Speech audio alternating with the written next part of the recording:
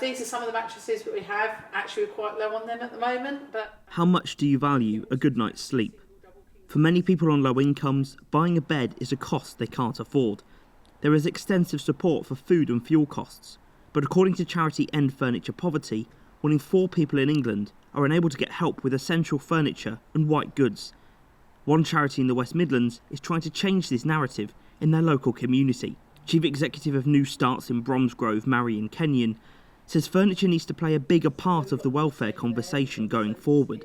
So at the moment we're providing about 300 households a year with furniture, and we find that we go into places and it's not common, but we do find people where they're sleeping on cardboard and they have a sleeping bag, and that will be children as well, and all they've got in the corner is a lamp, and that's literally the furniture they have is one lamp.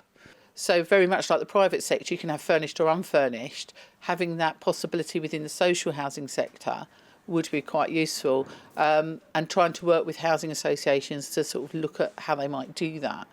Over the past 10 years, the cost of furniture has risen by 32%, and the cost of appliances has increased by 17%. Across the West Midlands, the City of Wolverhampton Council said it had provided almost 900 beds for children in the city as families struggled to afford them. New Starts say living without a furnished home can have a serious impact on health and well-being.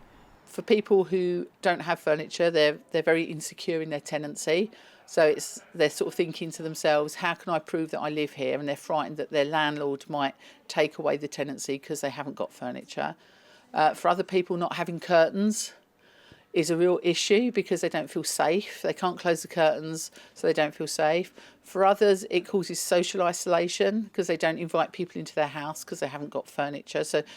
And that also means that furniture poverty is very hidden. And I think we don't really understand all of that, and that there's probably needs to be more research about what effect it does have.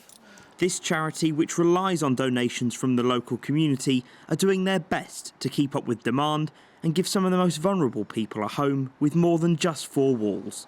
Jack Carson, GB News.